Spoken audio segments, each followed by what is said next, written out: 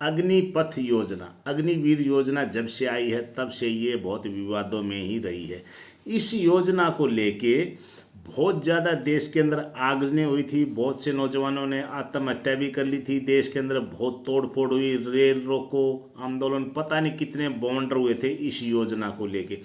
अग्निवीर योजना, जब ये योजना आई तो सिर्फ राजनीतिकों को लेके, जो हमारे नेता लोग हैं उनको छोड़ के इस योजना से कोई भी खुश नहीं था, न कोई आर्मी ऑफिसर, न कोई आर्मी जवान जेसीओ, न हमारे जो नए नवयुवक जो भर्ती देख रहे हैं आर्मी के अंदर, न एक आम नागरिक, कोई भी इससे खुश नहीं था। क्योंकि एक तो इसमें देश की सुरक्षा को बहुत बड़ा खतरा था। जब भी एक सैनिक भर्ती होता है सेना में, वो 17-18 साल की उम्र में भर्ती हो जाता है और 4 साल तक उसकी एज जो रहती है वो 22-23 साल रहती है। इतनी उम्र में एक सैनिक क्या सीखे, क्या सैनिक बनेगा, वो एक रिक्रूट के बराबर ही होता है। और आर्मी के अंदर इतने कोर्स होते, और चलो आर्मी के अंदर इसको थोप भी दिया था, लेकिन आर्मी के अंदर जीडी होता है तो वहाँ पर चलो राइफल की ड्यूटी है, वहाँ तो खप जाएगा। लेकिन नेवी और एयरफोर्स के अंदर तो पूरा टेक्निकल काम है। जब नेवी और एयरफोर्स के अंदर भी इसको थोपा गया तो वहाँ तो एक बाउंडर सा हो गया था कि यार ये क्या हो रखा है। एक टेक्निकल का काम है, एक टेक्निकल के काम के लिए बंदे को जितना एक्सपीरियंस होता है, जितनी उसकी सर्विस होती है, जितना उसको नॉलेज मिलता है, वो सब कम होता है।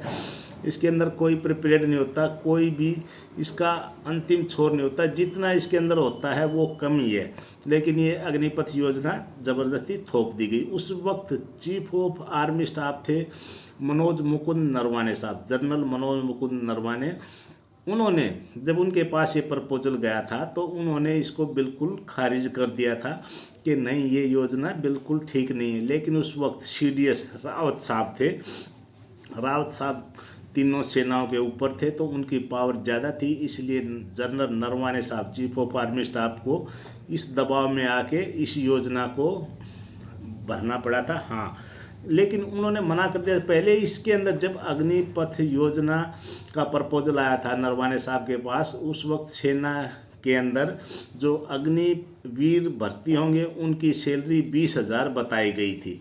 लेकिन उन्होंने स्पष्ट मना कर दिया था कि 20,000 सैलरी बिल्कुल कम है, एक आम मजदूर से भी ये कम है, कैसे एक सैनिक इसमें आएगा, और 4 साल के लिए।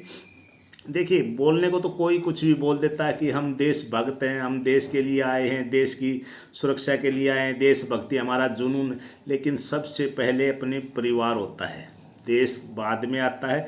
12.5-13 लाख इंडियन आर्मी है, इसके अंदर कोई भी एक भी ऑफिसर, जेसीओ, जवान या कोई अग्निवीर हमको बता दे आज के दिन कि कोई भी एक शख्स ऐसा है जो बगैर पेमेंट के देशभक्ति के लिए आया। नहीं, सबको सैलरी चाहिए, पूरे अलाउंस चाहिए। पहले अपने परिवार की सुरक्षा, अपनी सुरक्षा, उसके बाद देश देखा जाता है। ये कहने को तो कोई कुछ भी कह दे, लेकिन जब एक 20,000 सैलरी में एक सैनिक क्या नौकरी करेगा। तो नरवाने साहब ने काफ़ी इसका विरोध किया, तब ये सैलरी 30,000 रुपये की गई थी और 3-4 साल के लिए इसको थोपा गया था। उस वक्त 25% की बजाय नरवाने साहब ने बोला था कि अगर इसको आपने लागू करना ही है तो 75% को आप परमानेंट कर लीजिए और 25% को घर भेज दिए। वैसे तो पहले इसको आप पुलिस में या पैरामिलिट्री में ट्राई करके देखिए, आर्मी के अंदर ये नहीं संभव हो सकता। लेकिन क्या है, राजनीति का दबाव था, ऊपर से दबाव था, कोई किसी की नहीं सुन रहा था और इस योजना को थोप दिया गया। दोस्तों, अभी एक नरवाने साहब की किताब आ रही है 4 स्टार डेस्टिनी। वो किताब अभी तक पब्लिश नहीं हुई है, लेकिन उसके कुछ क्लिप आ गए हैं बाहर, जिसके अंदर मनोज मुकुंद नरवाने जनरल साहब ने उसमें खुल के बताया है कि कैसे उन्होंने इसका विरोध किया था और कैसे राजनेताओं के दबाव में इस भर्ती को लागू किया गया है। इसका बार बार विरोध होता रहा है और अभी जो अग्निवीर बन के यूनिटों में गए हुए हैं वह उनका अलग से बैरिक बना दिया गया है और बैरिक के ऊपर जहाँ वो रहते हैं उसके ऊपर अग्निवीर अलग से लिख दिया गया है। यानी कि एक अलग ही, जैसे पुलिस के अंदर होमगार्ड को कर दिया जाता है, इस तरह के साथ उनके साथ ट्रीट किया जा रहा है, वो बोल रहे हैं। और अब जो अग्निवीर हैं वो भी थोड़ा विद्रोह में आ गए हैं। उनका कहना है कि हम एक कॉन्ट्रैक्ट बेस पे आए हैं और सिर्फ 8 घंटे की ड्यूटी करेंगे, इसके बाद हम ड्यूटी नहीं करेंगे। तो ये देश के लिए बहुत समस्या आई हुई है, इन्होंने तो इसको थोप दिया। अब राहुल गांधी ने बोला है कि अगर 1.5 लाख बंदे भी हमारे साथ जुड़ जाते हैं तो हम एक कैंपेन शुरू करते हैं, इस योजना का विरोध करते हैं, और जो एयरफोर्स की भर्ती रुकी हुई थी, जिनकी ज्वाइनिंग नहीं कराई, उनके लिए हम बोलेंगे, उनको दोबारा से इसको स्थगित करके अग्निपथ योजना को कैंसिल करके उनको ज्वाइनिंग देना पड़ेगा। तो दोस्तों ये बहुत बड़ा बवाल हो रखा है, अभी देखते हैं इसके ऊपर क्या होता है। जहाँ तक पूरी संभावना है ये अग्निपथ योजना बिल्कुल भी सक्षम नहीं है, बिल्कुल भी कामयाब नहीं है। इसका पहले दिन से ही विरोध किया जा रहा है और ये देश के लिए बहुत ही घातक है।